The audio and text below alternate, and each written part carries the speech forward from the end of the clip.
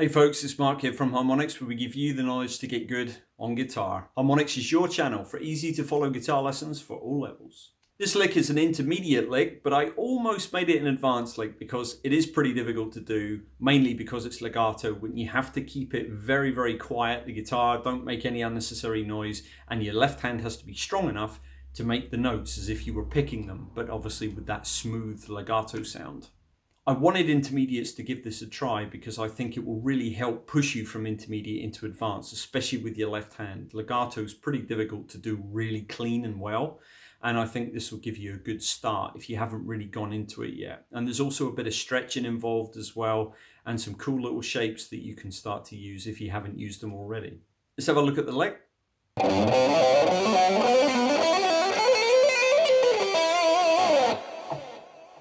Okay. Let's get into it. I'm going to break this lick down into two parts. The first part is going to be the ascending part of the lick. So we're going to start up on the low E, and it's going to be frets 3, 5, and 7. And I'm using my first, second, and fourth fingers. So I'm only going to pick when I'm crossing the strings and to start the actual lick off. Okay, so I'm going to be picking down on the fret 3 here. And then I'm just going to hammer my second finger onto fret 5 and my fourth finger onto fret 7, like this.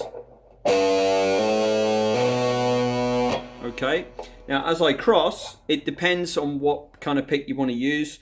You can either pick down, pick up, or not pick at all, but that's really, really difficult, and I advise you not to even bother trying to do that yet unless you're very, very, very good with legato and your left hand is extremely strong, in which case you could actually fret the next note with your first finger only, like this. Okay, but that's very, very difficult, and that's real high-end stuff. So I would just recommend picking when you cross the string. So we're going to go 3, 5, 7. Then I'm just going to pick down for argument's sake and go 3, 5, 7 again. So the first two strings are the same, and incidentally the middle two strings are the same, and so are the bottom two strings. So that's handy. Okay, so 3, 5, 7, 3, 5, 7. Like that. Then we get to the middle strings. This is going to be 4, 5, 7, 4, 5, 7, and I'm using my first, second, and fourth fingers again, but this time first finger on fret 4 and second and fourth on 5 and 7 respectively as before. So that will look like this.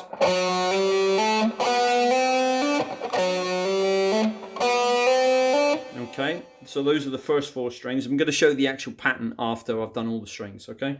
And the last 2 strings is 5, 7, 8, 5, 7, 8, and this time I'm using my first, third, and fourth.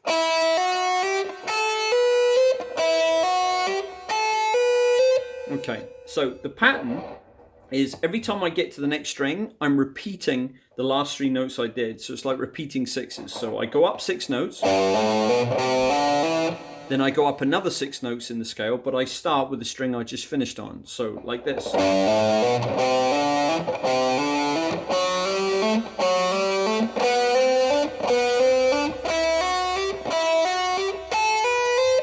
If I do that in a sort of slow pace, you can see how it works. And notice when I'm picking, it's really just to start the whole thing off and when I'm crossing the string only.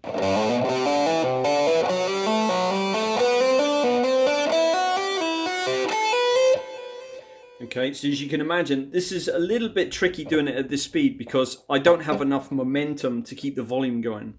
So the better you are at legato, the more you can make it sound as loud as it would if it was picked with only your left hand. Playing it slowly is going to sound a little bit difficult for you, maybe, if you're not used to doing stuff like this, because if your left hand isn't strong enough, it's going to be kind of hard for you to start off that 3 again when you repeat.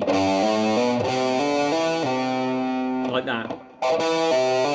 So it's basically a pull-off with whatever your last finger was if you want to repeat again. In this case, it's pretty much always going to be the pinky. In fact, it is always the pinky as we ascend.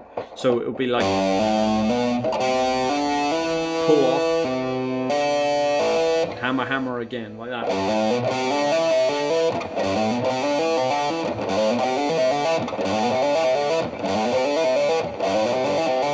Yeah. See?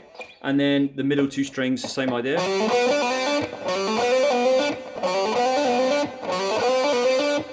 And the last 2 strings. So the whole thing again, really, really slowly, so you can see exactly what's going on.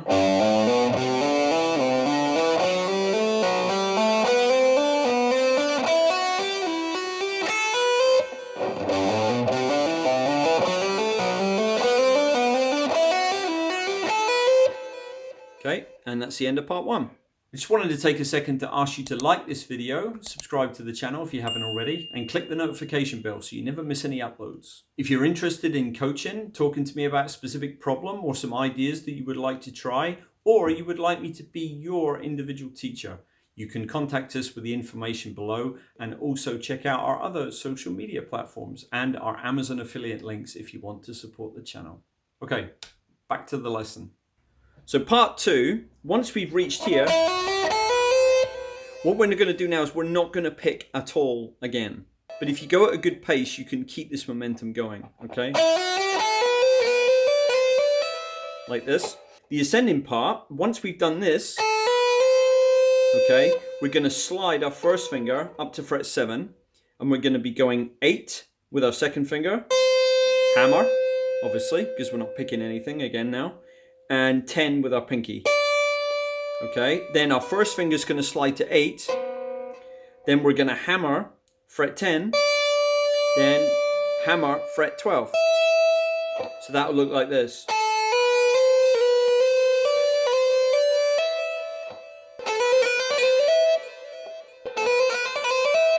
Okay, and once we get here, it's simply a pull off back to 10, pull off back to 8, then our pinky comes over, a hammer onto nowhere, onto 12 on the B. Then our second finger comes over, again on the 10, it's a pull off. Then again a pull off to 8, so it's the same notes on the next string on the B. And then in order to sort of end in the E minor, we're going to end on the root E minor, this mid root here, and it's going to be fret 9 on the G. So that'll look like this from the beginning of the part 2.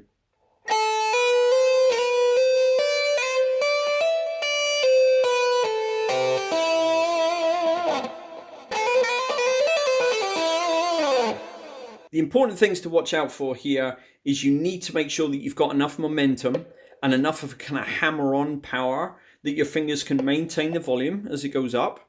Then you need to be really careful that your left hand is kind of pushing up, your first finger pushing up into this B string so it doesn't make too much noise, and the fleshy part on your right hand is blocking the upper strings so they don't ring out when you're doing all this, okay? Because legato needs to be very, very quiet, otherwise it can sound terrible, especially when you start hammering or pulling off on strings that you do not want, or individual notes or whatever.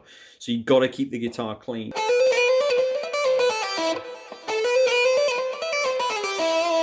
What I would recommend you do is practice this part first.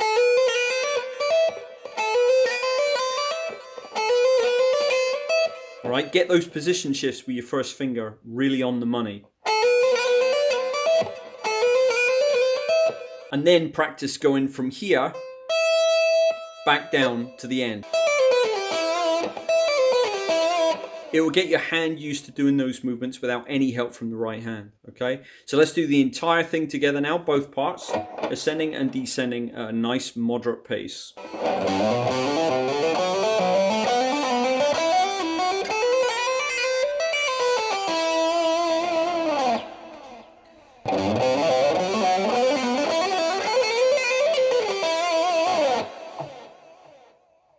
Okay, well, I'm going to leave a link for our intermediate and our advanced playlist below, so you can check them out depending on where you sit with the guitar. I hope you find value in them.